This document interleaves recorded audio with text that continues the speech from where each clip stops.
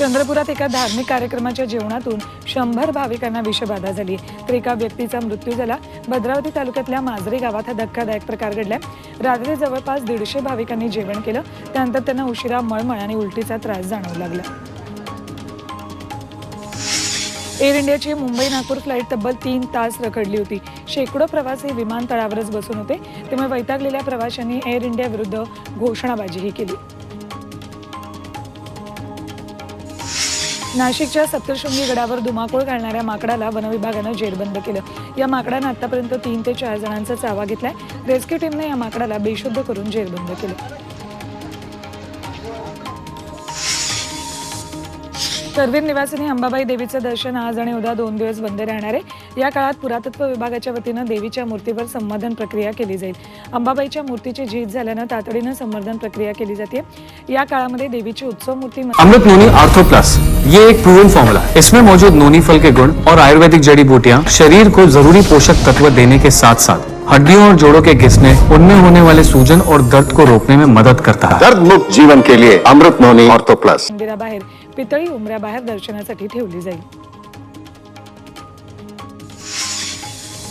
चंद्रपूरच्या देवी महाकालीच्या चैत्र नवरात्रोत्सवाचा आजपासून प्रारंभ झालाय। घटस्थापना आणि महाआरतीसाठी हजारो देवी भक्त चंद्रपुरात दाखल होत आहेत। महिनाभर यात्रा चालणार आहे। मराठवाडा आणि तेलंगणातील लाखो भाविक महाकाली मातेच्या दर्शनासाठी येत आहेत।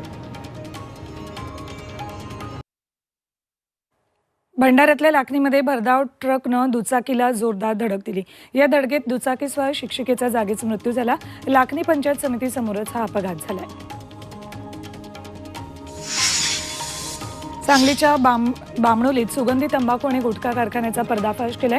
कुपवाड MIDC पोलिसांनी साहित्य आणि साठ्यासह 20 लाखांचा मुद्देमाल जप्त केलाय। एका पत्राच्या शेडमध्ये अवैधरित्या सुगंधी तंबाखू आणि गुटखा बनवण्याचं काम सुरू होतं। या प्रकरणी 7 परप्रांतीय कामगारांना अटक केली। अकोला जिल्ह्यात हातभट्ट्यांवर कारवाई करण्यात आली आहे। हातभट्टीद्वारे मोठ्या प्रमाणात गावठी दारू तयार करून त्याची विक्री केली जात होती। या ठिकाणी स्थानिक गुन्हे शाखेनं कारवाई करत हातभट्ट्या उद्ध्वस्त केल्यात। या प्रकरणी 4 आरोपींना पोलिसांनी बेड्या ठोकल्यात। नागपुरात पत्नी आणि स्वतःच्या 2.5 वर्षाच्या मुलाची हत्या करून पतीनं गळफास लावून आत्महत्या केली। वानाडोंगरीतल्या संगम मार्गावर गजानन कॉलनीत असलेल्या एका ओयो हॉटेलमधील ही धक्कादायक घटना आहे। सचिन विनोद राऊत हत्या करत आत्महत्या करणाऱ्याचं नाव आहे। या प्रकरणी पोलिसांचा अधिक तपास सुरू आहे। डोंबिवलीत घरगुती गॅस सिलेंडरमधून गॅस चोरी करणाऱ्या टोळीला अटक केली। मानपाडा पोलिसांनी ही कारवाई केली। ही टोळी घरगुती सिलेंडरमधून गॅस चोरी करून तो गॅस व्यावसायिक सिलेंडरमध्ये भरायची। अधिक नफा मिळवण्यासाठी या टोळीनं गेल्या अनेक दिवसांपासून गॅस चोरीचा धंदा सुरू केला होता। पिंपरी चिंचवडच्या पिंपळगुरवमध्ये स्पा सेंटरच्या नावाखाली देह विक्री सुरू असल्याचं उघड झाले। पोलिसांनी या स्पा सेंटरवर छापा टाकत पर्दाफाश केला। या कारवाईत एका आरोपीला अटक करून 2 महिलांची सुटका करण्यात आली।